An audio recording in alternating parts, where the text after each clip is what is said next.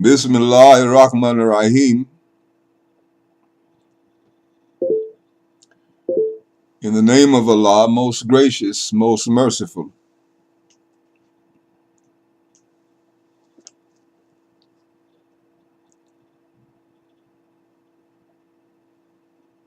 No English words for these words, and you find me always pausing when I say them because of the state that they have a tendency to put me in. When I think of what Ar-Rahman and Ar-Rahim indicates that meaning, reflecting it from the death, burial, and resurrection in my own life, and my present ascension, which is endless, well, we never stop growing, my brothers and sisters are evolving. And if we have reached a station that we are proclaiming supremacy, if you run into any master that's doing that, I encourage you to run away from them as fast as lightning runs from the sky. Because lightning matches rain and thunder.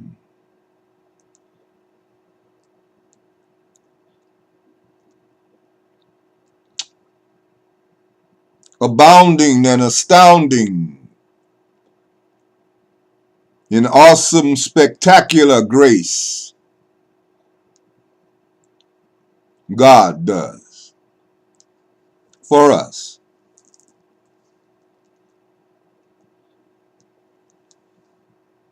So we have been discussing our father Abraham, or Ibrahim alayhi salam, and his endowment with the name of the him or the him or the ham. Not the ham that you buy at the market full of trichina worms. And if you dip a little bit of it in some 7-Up, some of that good old Fat Joe bacon you like that I used to love, put some in some 7-Up and see what comes up out of it the next morning. It'll be there waiting on you. And see if you still want to put that in your body, temple. But we're not coming at you from the dogmatic standpoint of bashing you in the head about what the religion says or what someone said the religion said. We're just presenting you with good common sense. But we left off in verse 75 of Al-Quran in our discussion of Father Abraham. And if you want to know what was said previous to this, I would suggest that you do something with your lazy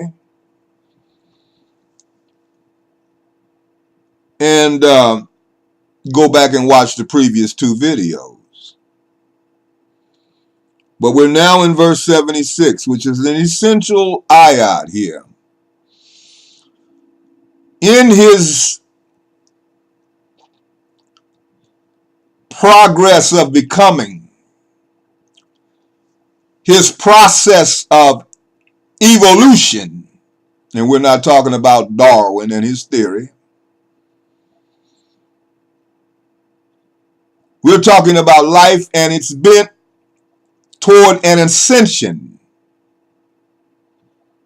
The kind of thing that Pierre Tilliot de Chardin, who was a Jesuit priest, not understood in his time by his political order, who himself was a mystic like Thomas Merton, in the wrong order. And though I have some disagreements with Catholicism, I don't put Catholicism down because I lived with the Benedictine monks for 2.5 years who fed me and who clothed me and who took me under their arms and wings, and I worshiped with them, and through them I went through a very traumatic period of my life in which they loved me, and I am loyal to those that are loyal to me. So even with things that I may disagree with, I look for those things that I have in agreement with people, as opposed to what I have not in agreement. For some look at a glass of water and see it as half full. Half empty. If it's half, somebody else with a lesser consciousness and a negative attitude and a piss poor spirit, that's exactly what I said. You've heard the word before. A piss poor spirit, a negative attitude, a dark perception, always looking for something negative, never searching for the positive, always looking in the name of their religion or whatever they're using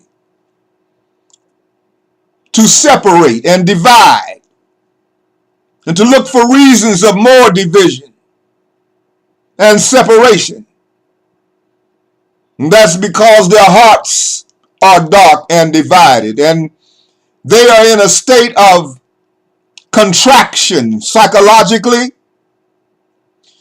metaphysically, mystically, theologically, sociologically, cosmologically.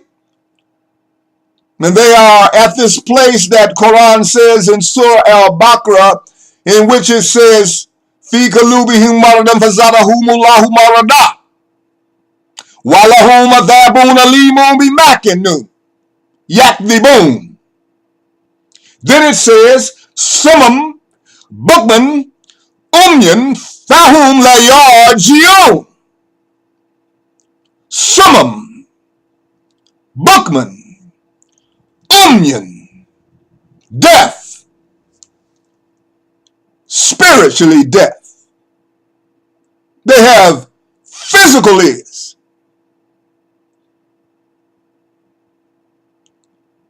Bukman, they are dumb spiritually. They have no sound mind, soul, speech. And when they speak, it gives no life. In the people that they are speaking to, it only breeds more death and contraction, because that is their state, and this is what they are carrying. And we have a lot of people carrying this that are in positions of leadership in the religions today, teaching the people with dead hearts, dead souls, deaf ears, dumb mouths, blind eyes. They have ears, but they don't hear. My first love talked about this in the fragments we have left that they didn't manipulate and completely destroy. Having eyes, they see not. Having ears, they hear not. Having mouths, they have no purified speech. And they've been wearing religion out because it's a perfect place for them to hide beneath their long jalabiyas and hijabuns and long dresses in the churches and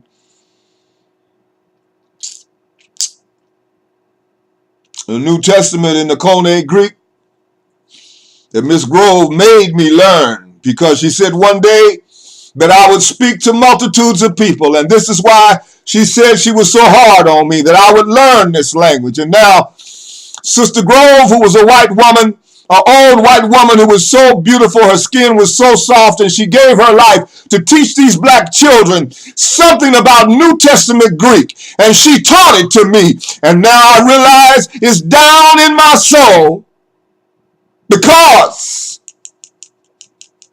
she loved me and put it down in there, and now it comes up.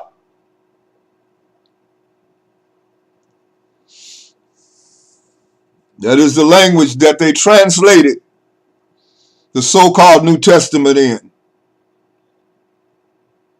But there is a passage that says that they have a form of godliness, but they deny the very power thereof. Exactly what they are representing, they deny it by their inability to love and have compassion in presenting it. But it's not just confined to the mosque. Church is running over with this kind of leadership. Been pimping the people for how many years? Pimps. Spiritual pimps. Telling you, you better buy them $1,000 suit because they got money in their name. And you dumb enough to go for the okie doke. You like being pimped, don't you? You like being ripped off and lied to. You support that. But when someone like Siam comes along, you don't know what to do with that, do you? That's your problem, isn't it? Not mine. Because I understand that to whom much is given, much is required. So we could spend a lifetime in either one of these ayats. We could.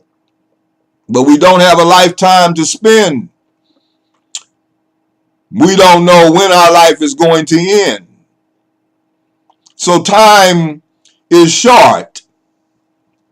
And we ask Allah subhanahu wa ta'ala, may he be highly exalted and glorified. Those are English words which get close to that meaning of SWT.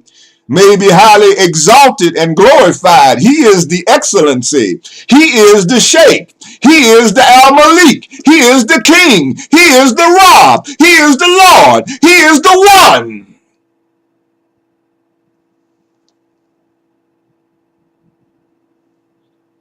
And there is no other lover like him. Like who? The personal pronoun in ancient Arabic is translated as he. But often Quran speaks in terms of we. And that's another teaching at another time. But right now we want to try to examine verse 76 or ayat 76. A'udhu billahi minash shaitanir rajim. And I'm not putting my Christian brothers and sisters down when I say this. When they say, Satan, get thee behind me. No. That's not what we want. We don't want him anywhere around us. So the Muslim is taught to say, A'udhu billahi minash shaitanir rajim. And what does that translate or interpret in the English? It interprets as this: I seek refuge at the center of my Lord's eye, at the center of the hurricane, at the center of his power, at the center of his atomic core, in terms of my iman or my faith in Almighty God. I seek refuge in him from him completely. Absolutely. where I am completely invisible from him. If you're standing at the center of God, if you're at the center of the circle, you have the inner and the outer. Well, you have an inner and outer to everything. And you have an innermost being to everything. You have an outer court, you have an inner court, and you have a most holy court to everything. And to spend your life, an entire lifetime in anything on the outer court,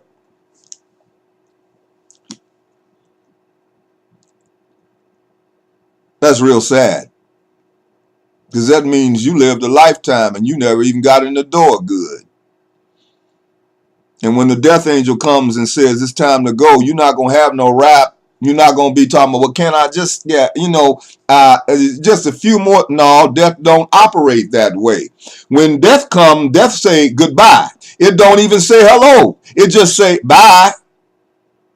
It's like you're sitting watching an exciting movie. You're really in the movie. You have become the movie. You done forgot that you paid to go in and watch the movie. Now you are inside the theater and you started out watching a screen that had nothing on it, and then light began to flash on the screen, and that's all it is light reflected on the backdrop of this universe that Almighty God shines his light on, and you think it's real, and you caught up in the movie now. You have become a part of the movie. You now are in the movie. You went to watch Al Capone, and now you become Al Capone. Lord have mercy. So when Al gets shot, you scream out in the movie, oh! And then the film breaks all of a sudden. Lights out. It's dark. No movie.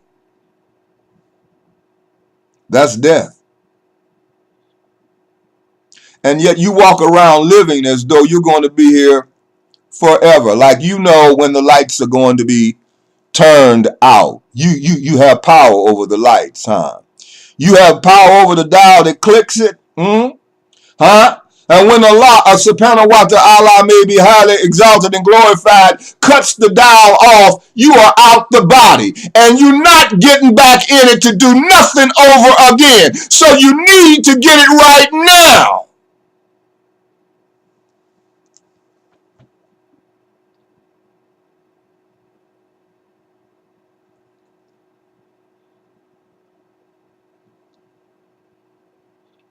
And once again,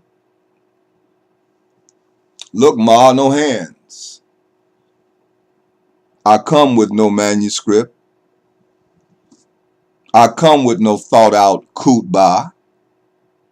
No manipulation on my part to try to dictate to God what he knows he wishes to say to his true people, his true ummah, his true family, his true lovers, those that really love Allah subhanahu wa ta'ala, those that really want to know Allah subhanahu wa ta'ala. Now, there's a difference in a believer and a knower. The word for believer is mu'min. But here's the deal, whatever you believe, somebody can make you doubt that. But we've been talking about Father Abraham or Ibrahim alayhi salam coming to this Haku Yakin, which in the way it's expressed in the verse prior to this one, it is expressed as mukinin, or having absolute certainty in your Lord. Well, that leads you to have a direct encounter with your Lord. But if you're presented with a fearful God rather than a loving God, you will never have that encounter, because you can't love anything you are terrified of. You can only love what loves you.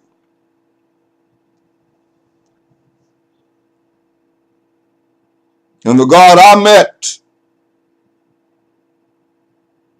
is a God that is full of love and light and exaltation and glory, full of love and light and elevation and exaltation in glory. And if I talk about it too long, I'll have to cut this tape off, because you will not be able to sustain my mystic estate. You will not be able to sustain my how, not hell, but my how, my state. And this is what we come to a Gnostic Shaikh for, to fellowship in his light that comes from God and his states of grace. For in certain states, that Shaikh, God moves through that Shaikh and is able to transmit his states of grace to you. And in certain states, a Shaikh can glance at you and take rock cocaine up out of you like mine did to me. He just glanced at me with love. And he did not give this to any other Mbaki, but to this one that St. Tuba said in the latter days his most devoted disciples would not speak Wolof, would not speak Wolof, and I can speak very little Wolof, but I wear my mantle, I wear the holy mantle Kurga of Serene Tuba in this world. You call yourself Lord until you see it.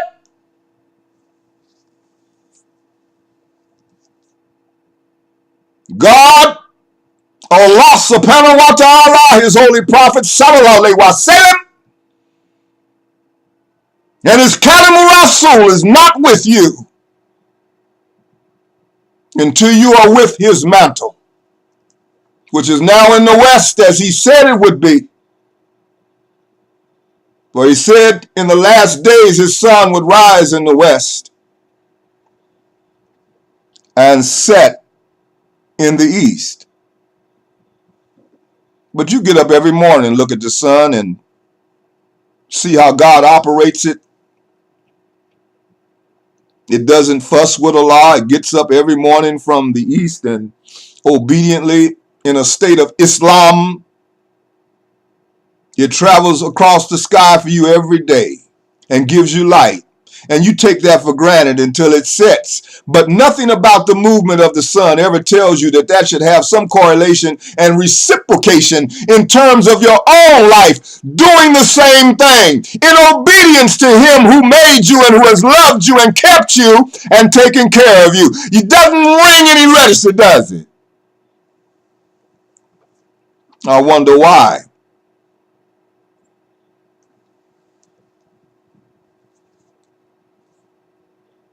Could it be Satan?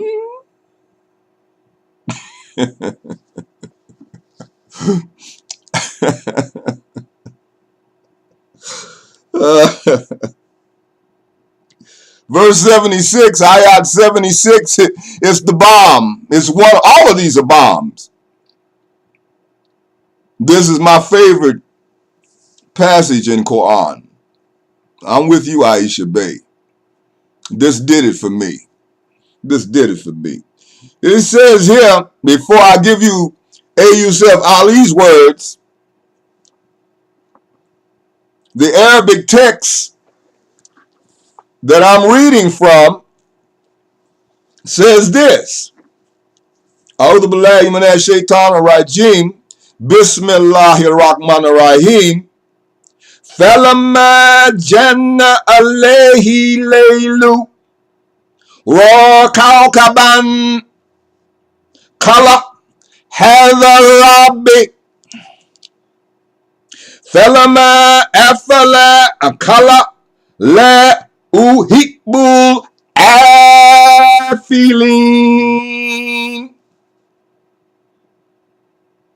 فَلَمَّا رَأَىٰ كَوْكَبًا فَلَمَّا رَأَىٰ قَمَرًا. This is the word. My eyes are troubling me. Qamara Bazikan, or Bazika. If I continue it on, it would be Bazika. But I'm stopping because I like the sound of this. Where it says, Kamarabazikan Khalahadarabi Thalama Efala Kala Lain Lam Yakdini Rabbi La Kunana Minal Kaumit Darlene.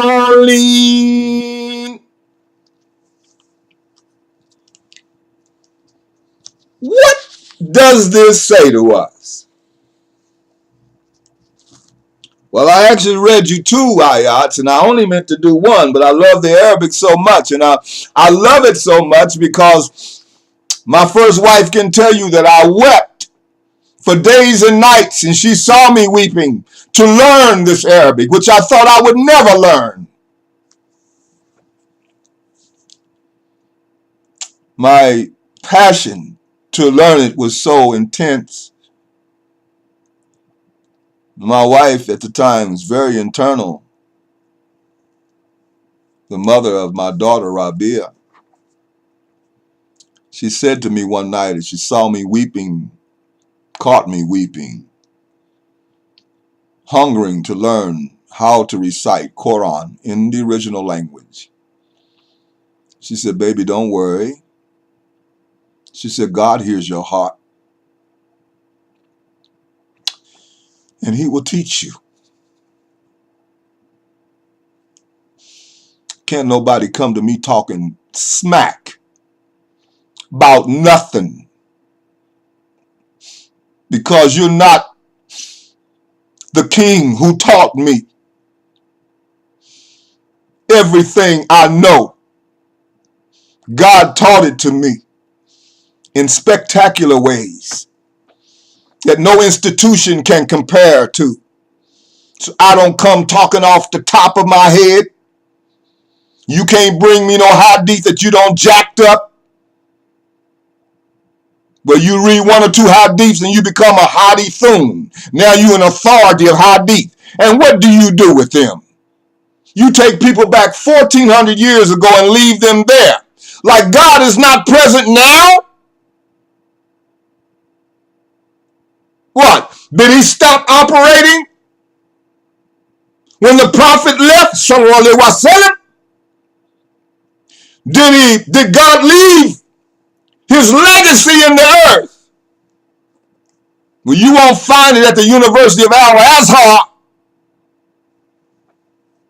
You'll find more quotations and more baggage, convenient baggage that you use to hide the living God behind. And he can't encounter people because you're using this baggage in the way. Not that this itself is baggage, but you are making it into baggage. The way you are using it. You got people terrified of Islam. And our Prophet Sallallahu Alaihi Wasallam was not that kind of personality. He was not what you have made him into. He was a loving man. That people who had no education, no food, who were broke down and socially incompetent and incompetent in so many ways, they ran to him just to be in his presence, even before he became Rasulullah. But what do they do when they encounter you? They run from you.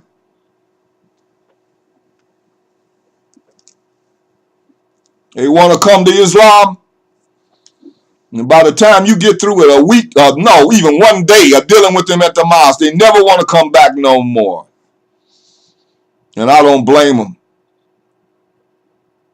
Because half of you I don't want to be bothered with either. Because you're not real.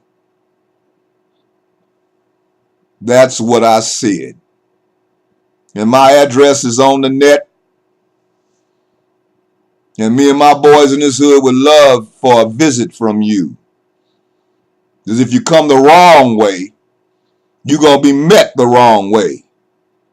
But if you come with the right attitude and the right spirit, you'll be met with much love and acceptance. I don't have time to fool with ignorance at this point in my life. I just don't, or any darkness, or none of that. I don't have time. So don't come to me with what you know, because I know nothing. I know him who knows it all. So don't come to me with what you know. Don't come with your baggage to me. I don't come to him with mine.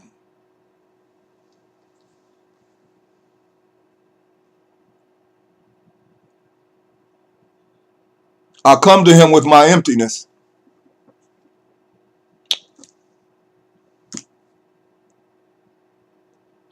In their hearts is a disease, Al-Bakr says, and fikalubihim marada fazadahumullahu marada walahum adabun alimun makdibun or something like that. You can go back and read it. My mind slips now at my age. It starts slip dipping a little bit, but I know the passage. In their hearts is a disease. This is the English translation of that in Surah Al-Baqarah. In their hearts is a disease. But here's what it says, which is so profound, and we're not teaching on that today. That's another teaching another day, but here's what it says.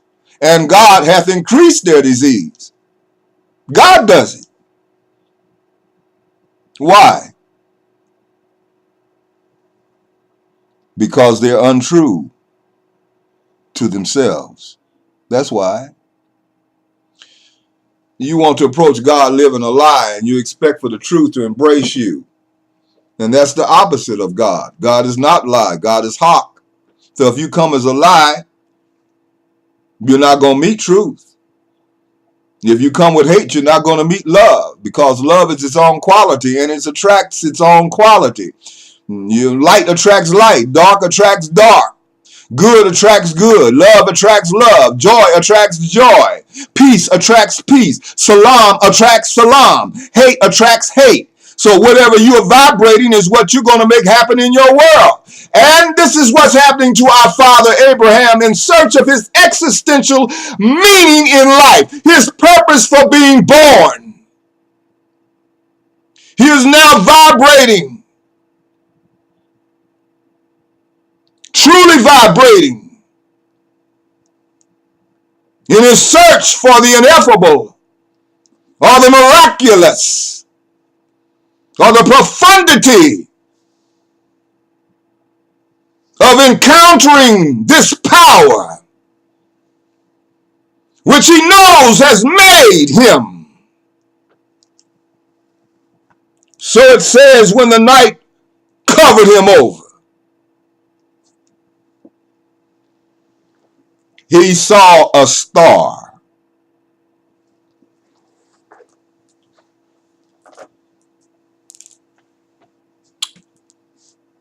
Now, if you are a pint glass,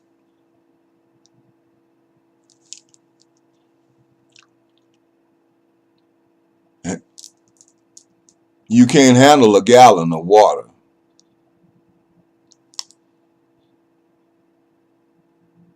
And if you are a gallon,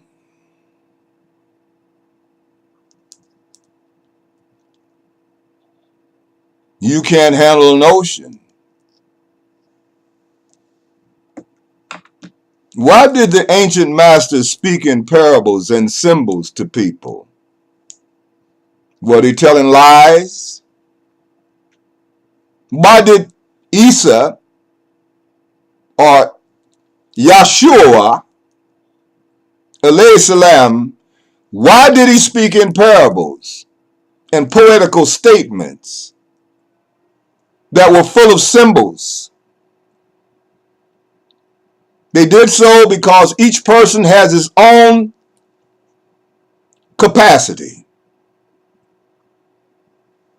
And so when the masters would speak, they were dealing with people of different capacities. So they spoke in symbolic language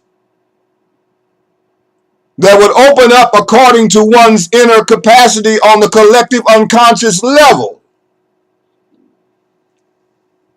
Where psychologists who really understood what psychology was really all about, which is psychology, or psyche are the study of the soul, not the study of the mental faculties that it is now become, but the study of the soul. And Carl Jung was the closest that ever got to that, as far as I have observed. And what he presented was his direct encounter with the study of the soul, his direct experiences with the study of the soul, ology, study of psyche, soul, not mind. And people are in real trouble with Siam because other people are coming at you from your flesh. They want your money. They want bigger cars. They want bigger houses. They're coming at you from your flesh and from your mind. And they know how to manipulate your mind. They know how to do it well. And you become a victim to their kinds of mesmerism, hypnotism, in which they seduce your spirit. I don't come for your body or your mind. I am sent for your heart and your soul,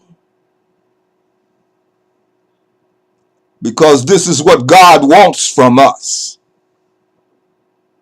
He doesn't want our degrees or our 1,001 quotations from his hadith that leave us 1,400 years ago stuck in the past. And Dr. Harvey Cox, who was the most eminent theologian of the 20th century and yet is today, was my personal course advisor, my best friend, who taught me the meaning of applied theology. And what he said to me one day, he said, Michael, he said, Ibrahim, or whichever name you wish to use, he said, don't be like these people who are constantly looking at what God has done and where God was operating. Look at where God is moving in the world today.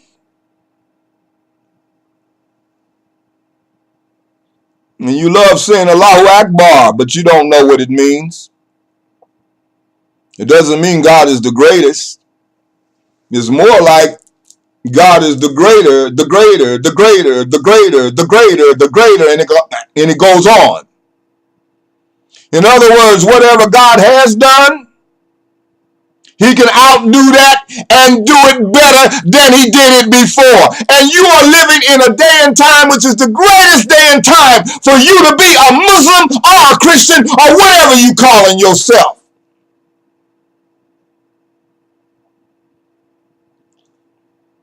Because when you get to the innermost court, you'll find that everybody's standing on the same basic principles. You get past all your junk. Even in the Hindu faith, that is very misunderstood by so many ignorant people. And so is Buddhism. And I'm wearing my Buddhist mantle right here, up under this, that was passed to me by my Buddhist master. And you're not going to take it from me. Because people don't understand what he taught either. And he never told anybody to erect any images in his name or to worship him. Just like Jesus was a victim of what they did. And if Jesus wanted you to worship him as God, or Yahshua, because Jesus is not his name, because there is no J in the Aramaic or Hebrew languages or any of the Semitic languages. No. So you're mispronouncing his name, but you so say. I suggest that you learn his name before you talk about how much you believe in him and don't know him.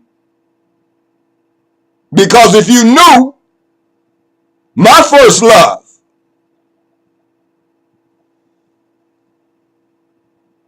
there wouldn't be a million churches on every corner in the cities and folks sleeping under bridges that don't have no houses and don't have no homes and don't have no food to eat.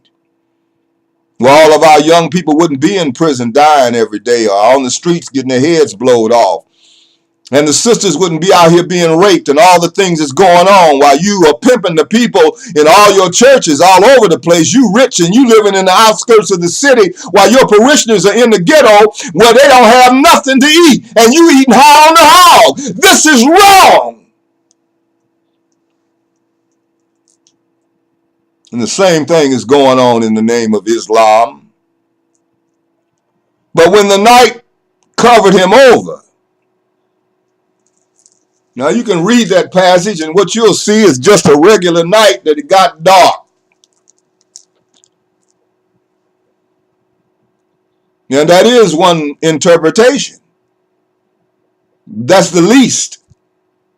When the night covered him over. But my interpretation of that would be a little deeper than A. Yusuf Ali from the Arabic. When the night of psychosis, when the night of personal relationships, when the night of family ties, when the night of all the things that were important to us in this existence suddenly ends. In the night of abandonment, when you're left in the darkness to die on your deathbed by those you trusted, taught, fed, spiritually, psychologically, emotionally, that drained from your spirit and your soul, and you gave and gave and gave to them, and you're left in the darkness of abandonment by these people that you thought were partners with God.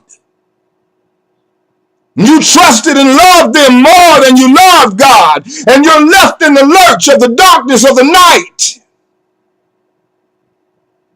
Children that you raised, who turn around and spit in your face and beat you, and you're their parent, and hit you in your head, left you in the dark.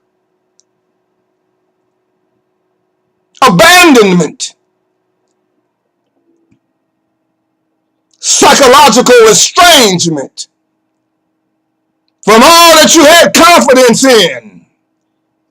Your kith and kin that should have been there to support you, and they turned like they did on Ibrahim, their backs upon you, left in the dark, when the night of the darkness covered him over.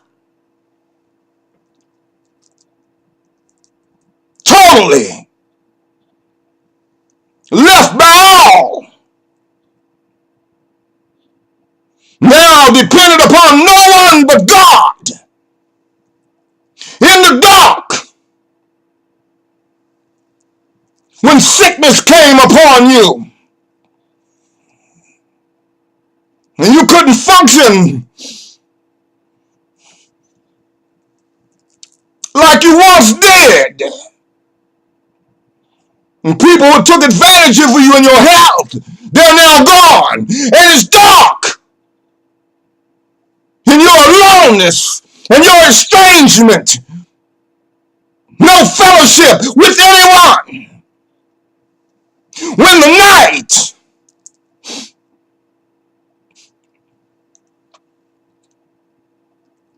covered him over, totally,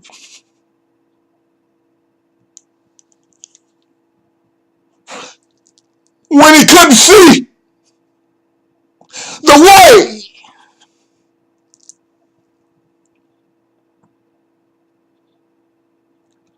suddenly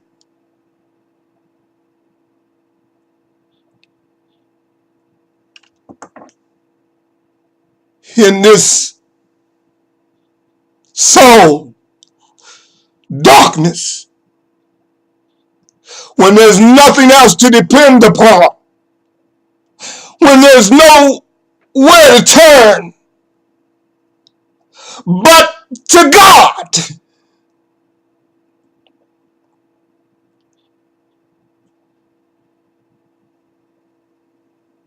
his Rabb, his Lord,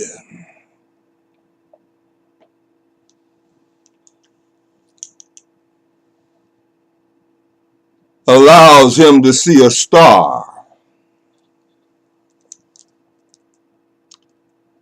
when the night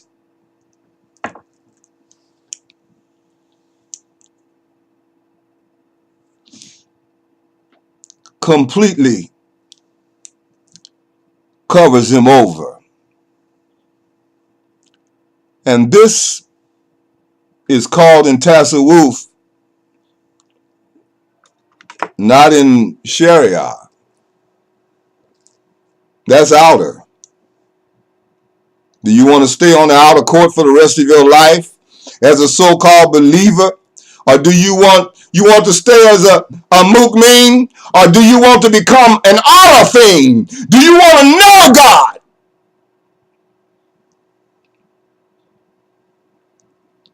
You will never know him until the night of this dunya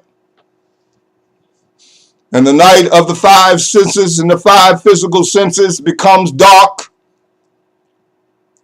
You're not dependent upon what you can feel, what you can taste, what you can hear, what you can smell, what you can touch. When you are beyond this so-called day, and all of that becomes a state of annihilation that is called fana. And often the Sufi masters would speak to their talibi or their disciples. They talk about fana fi Shaikh, depending on his darkness in terms of his annihilation and his degree of illuminosity, and Almighty God, Allah subhanahu wa ta'ala, may be highly exalted and glorified, depending upon how bright his star is shining, how deep his magnitude is. That Shaykh can just have you near him, and your whole entire life will be transformed and changed.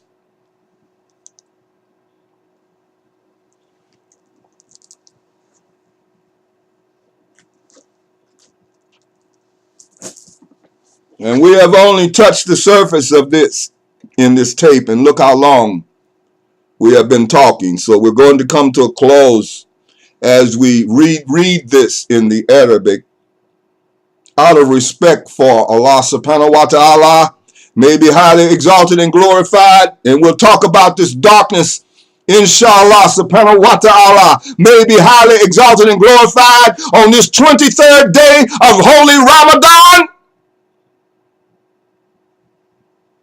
And stop complaining about your fast, about you got a headache. Oh, you hurting so bad. You ain't going but with one meal are you going without. You don't ate up the house all night long. Then suhoor meal comes before sunrise. You ate like a hog then, and you missing one meal, which is lunch.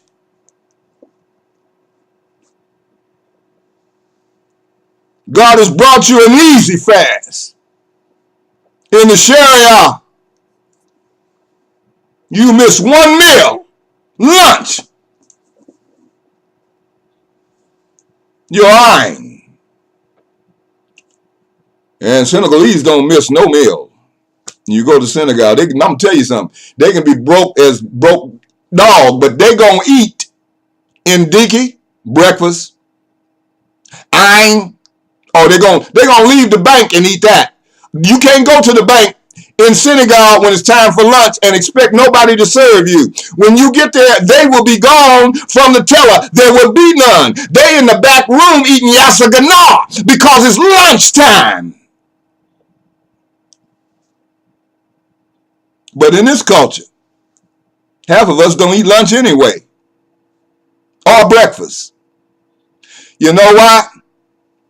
Because we suffer from, what's this man that wrote the book called, what's his book? The book, Toffler, wrote a book called Future Shock.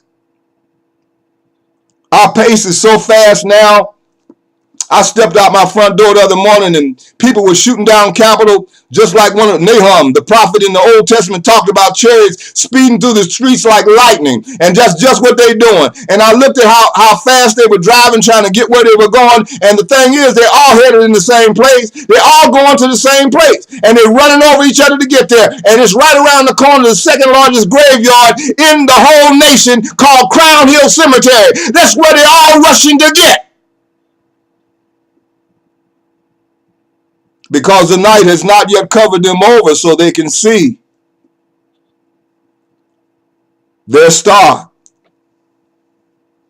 which has always been searching for them, trying to get to them, trying to get through the debris, the collected debris of all your so-called gnosis and all your knowing and all your book reading and all your degrees and all your money and all your cars and all your houses and all your me, my, more my.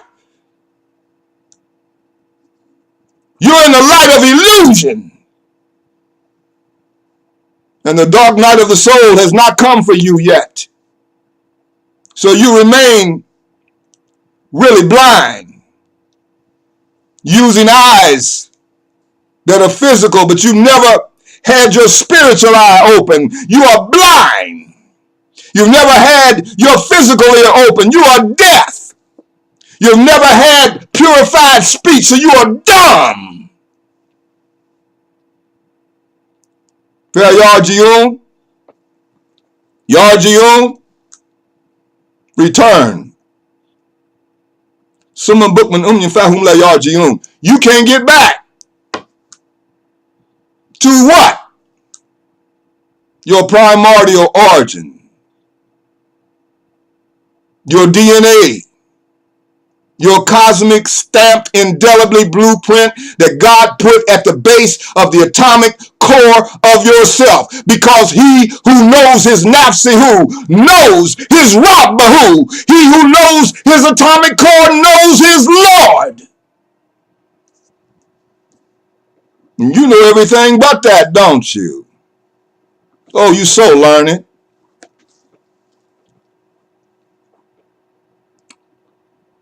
You so learned until you completely retarded. And you're an abomination. A walking, talking corpse who has a form of godliness, but you deny the very power thereof. You look white and clean on the outside, but on the inside you are full of dead men's bones. Give no life to anyone. Because it's all about you and the light, which is really not light at all, but ignorance. And you've been ignorant for so long that it's become bliss, huh? You're so miseducated that somebody shows up who could really give you an education, and you know so much, can't nobody tell you nothing.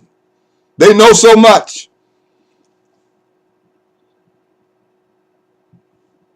And I let them walk right on thinking I'm the most dumb thing ever walked, because I am. I'm just completely, I'm absolutely dumb. I'm absolutely nothing.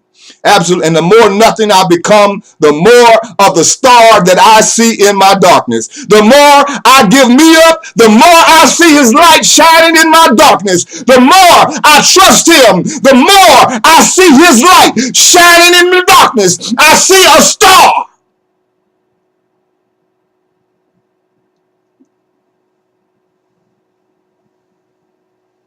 Saying to me, I am your Rob. Follow me, and I will lead you to the true light. Not at the mosque or at the church. That true light which lighteth every man that is born into the world. That light I came here with. that you tried to cover over and you tried to put out. You told me not to sing. And the Bible told me to make a joyful noise unto the Lord. And so Muslims say they believe in all of the revealed books. They lying. You believe in that which you want to believe in, and the others you reject. That's not comfortable with you. You say you believe in the Psalms of David. You claim him as one of the prophets, and he was. He was an Nabiun, a king, priest, and prophet. You believe in him and his Sabur, you say. But what did he say in it? He said, make a joyful noise unto the Lord, not a dead noise, but a living sound, a living vibration. Where is your joy? Well,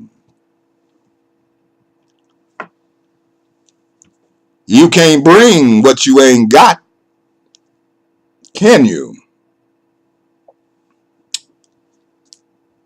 Fala majana alehi leilu warkao kaban khala hadha rabbi falama afala khala la uhibbu hafilin.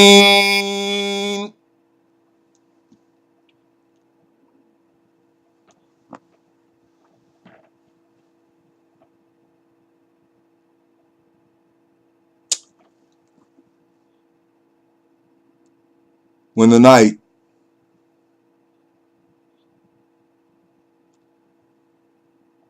covered him over,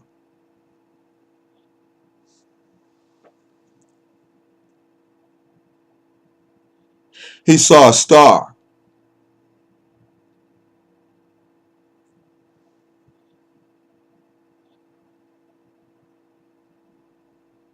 He said, this is my Lord. It was so bright. She looked so wonderful, didn't she? He looked so wonderful and true, didn't he? They were so bright. They made you believe that they were of God. They made you believe that they came from God, didn't they?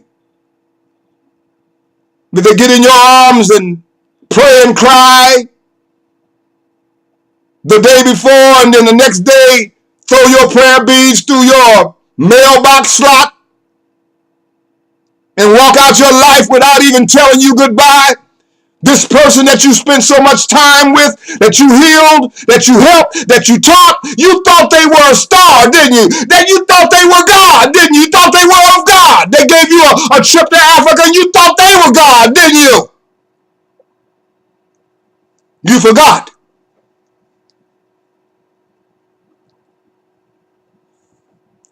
You had confidence in them, didn't you? You were dependent upon them, weren't you? And you woke up the next day and found out they were dead. Oh, what am I going to do? Well, that depends.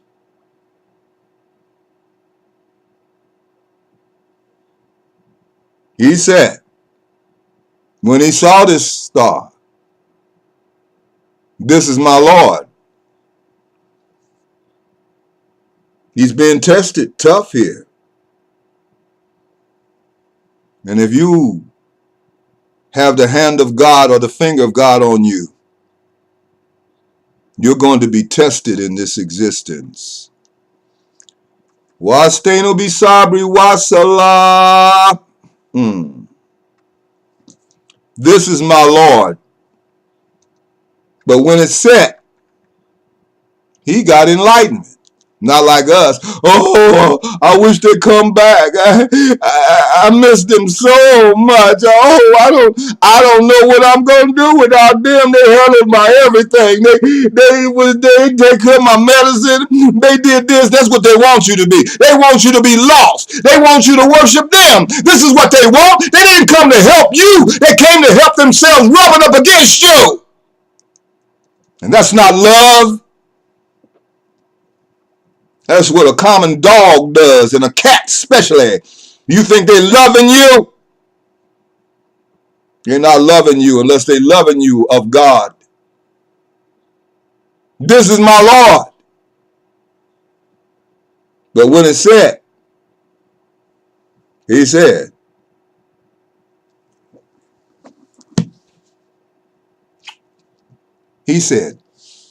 Father Abraham, the progenitor of three great faiths that claim him as their father.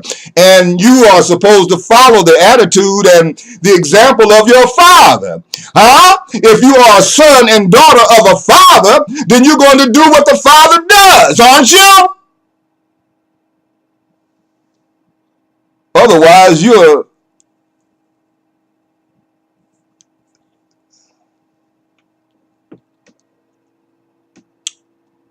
what kind of son and daughter does not follow his father's example? And when it's set, he said,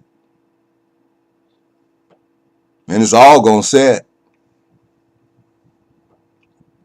he said, Father Abraham, Ibrahim alayhi salam, your father, your daddy,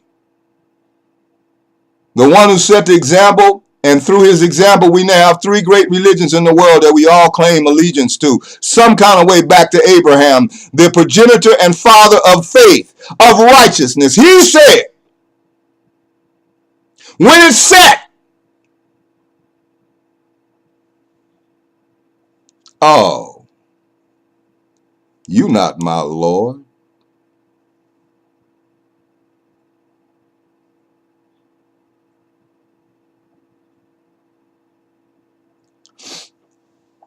Bismillah, Ya Rahman Rahim.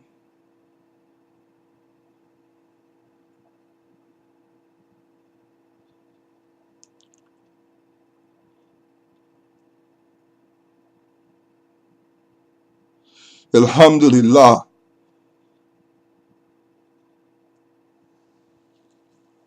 Ya Rabbil Alameen.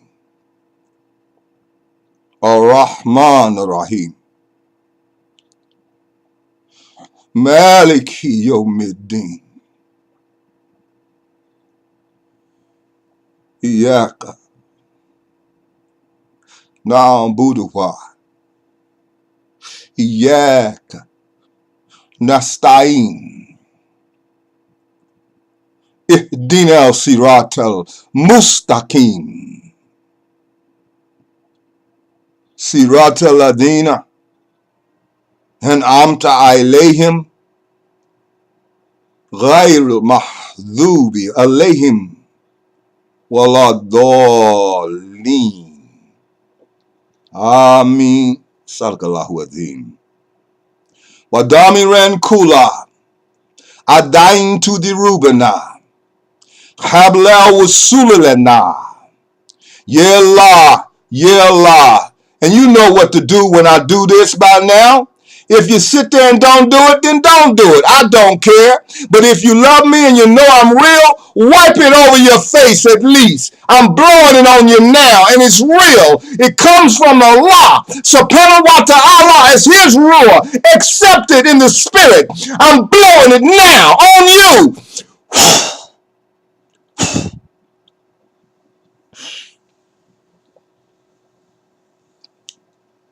Subhanahu wa bika bilizati hama yasifuna wa salaman. Ella Mercelina. Ella Mercelina. Alhamdulillah. Ya Rabbil Alameen. Ramadan Mubarak. Ramadan Kareem. Bless Ramadan. Bless Ramadan and my children. I bless you. Bless Father. Salam alaikum. Shalom alaik. Nungadef. Ashante. Habarigani.